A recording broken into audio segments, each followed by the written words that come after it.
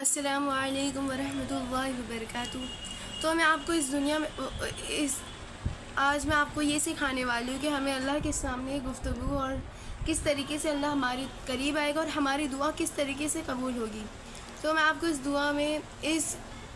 دعا مانگنے کا طریقہ اور یہ بتاؤں گی کہ ہمیں دعا میں کس طریقے سے اللہ سے بات کرنی چاہیے اور اللہ کن چیزوں سے ہم سے خوش ہوتا ہے دعا میں۔ پہلے تو ہمیں وضو بنانا ہے، پاک اور صاف وضو۔ اس طریقے سے بنائی ترتیب سے وضو کہ ہمارے گناہ معاف ہو جائے اور ہمارے ناخنوں سے گناہ دھل جائے۔ جب ہم وضو بناتے ہیں تو ہمارے ہاتھوں کے گناہ، ناخنوں کے گناہ، پیروں کے گناہ اور چہرے کے گناہ دھل جاتے ہیں۔ اور اس کے بعد ہمیں پھر جانماز بچھانی ہے۔ ترتیب کے ساتھ ہمیں دو زانو بیٹھنا ہے۔ دو زانو بیٹھنے کے بعد ہمیں قبلے کی طرف رخ کرنا ہے اور پھر ہمیں ہاتھ اٹھانے ہیں۔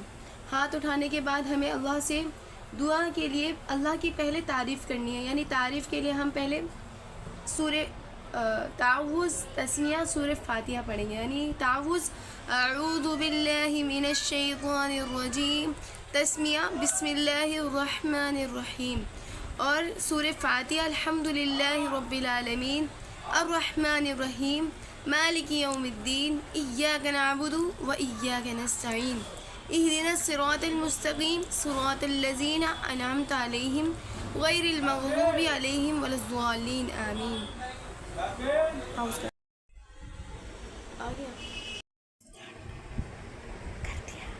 تو میں بتا رہی تھی کہ الحمد شریف پڑھنے کے بعد ہمیں پڑھنا چاہیے درود شریف۔ درود شریف سے یہ ہوتا ہے کہ اللہ کی طرف آسمانوں سے چیرتے ہوئے دعا چلی جاتی ہے جلدی۔ اگر جو شخص دعا میں درود شریف نہیں پڑھتا تو اس کی دعا رد ہو جاتی ہے، یعنی برباد ہو جاتی ہے، دعا جلدی قبول نہیں ہوتی کیونکہ وہ آسمان اور زمین میں لٹکی رہتی ہے۔ تو ہمیں درود شریف پڑھنا چاہیے دعا میں، ہر دعا میں درود شریف کا ہونا ضروری ہے، تو وہ آسمان اور زمین میں دعا لٹکی نہیں رہے گی، اس لیے درود شریف پڑھ کے ہی ہمیشہ دعا مانگنی چاہیے۔ پھر اس کے بعد ہمیں پڑھنا چاہیے اللہ کے نام، یعنی اسماء الحسنی۔ اللہ کے نام جتنے یاد ہیں آپ کو اتنے پڑھیے، اگر 99 یاد ہے تو 99، اور 99 نہیں تو 22، 22 نہیں تو 20، جتنے یاد ہیں اللہ کے نام اتنے پڑھیے۔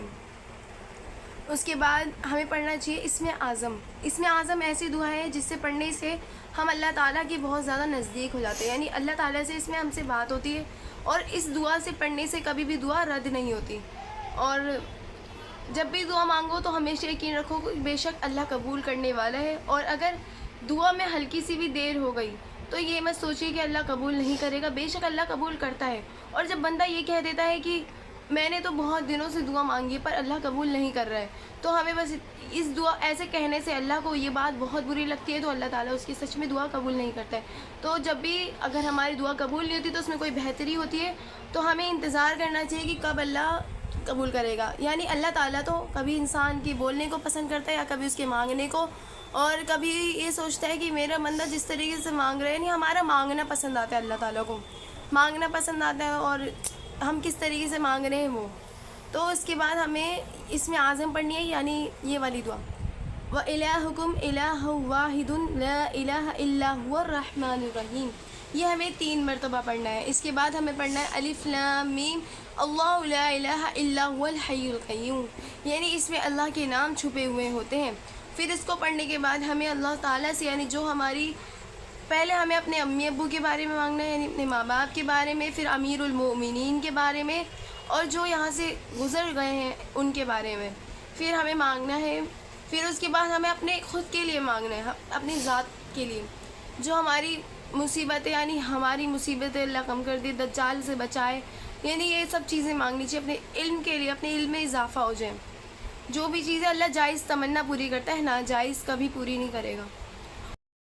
پھر ہمیں مانگنا ہے اللہم رب حاذہ، پھر ہمیں 3 مرتبہ یہ پڑھنا ہے یا ذوالجلال والاکرام، یا ذوالجلال والاکرام، یا ذوالجلال والاکرام، 3 مرتبہ ہمیں یہ دعا پڑھنی ہے۔ اس کے بعد ہمیں پڑھنا ہے درود شریف۔ درود شریف پڑھنے کے بعد ہمیں لاسٹ میں پڑھنا ہے اللہم رب هذه الدعوة التامة والصلاة القائمة آت محمد للوسیلة والفضیلة وبعثه مقاما محمودا الذی وعدتہ۔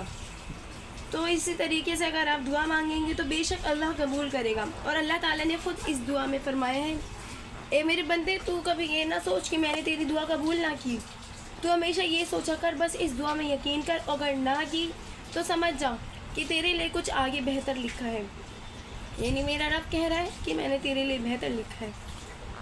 اور اگر آپ چاہیں تو دعا میں کچھ چیزیں اپنی طرف سے بھی ڈال سکتے ہیں، یعنی میں نے پچھلی ویڈیو میں آپ کو بتایا کہ آپ استغفار بھی پڑھ سکتے ہیں۔ استغفار کے بعد آپ سورہ اخلاص پڑھ سکتے ہیں۔ سورہ اخلاص کا ترجمہ بہت ہی بہتر ہے، کیونکہ اس میں اللہ تعالیٰ تو اور زیادہ خوش ہوگا کہ میرا بندہ میرے لیے کس طریقے سے دعا مانگ رہا ہے۔ وہ تو خوش ہوگا کہ دیکھو یہ میرے سے کتنی محبت کرتا ہے۔ تو جیسے پڑھتے قل هو اللہ احد اللہ الصمد لم یلد ولم یولد ولم یقل له کفوا احد، یعنی اس کا ترجمہ یہ ہے کہ کہو وہ اللہ ایک ہے، اللہ بے نیاز ہے، نہ اسے کس نے جنا اور نہ ہی وہ کسی سے جنا گیا اور اس کا کوئی ہمسر نہیں، یعنی اللہ کو کسی نے پیدا نہیں کیا اور اللہ نے کسی کو پیدا نہیں کیا، اور اس کے برابر کوئی نہیں۔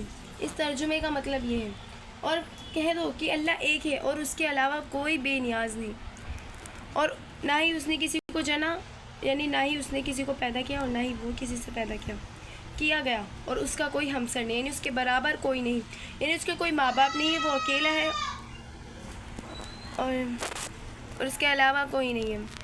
بے شک اللہ تو غفور الرحیم ہے۔ اللہ سے اس طریقے سے بات کرو، گڑ گڑاؤ، اور ہاں اس دعا میں رونا بہت ضروری ہے۔ اگر رونا نہیں آ رہا تو اللہ نے آسانی کر دیا، اگر رونا نہیں آ رہا تو رونے جیسا چہرہ بنا لو۔ السلام علیکم ورحمۃ اللہ وبرکاتہ۔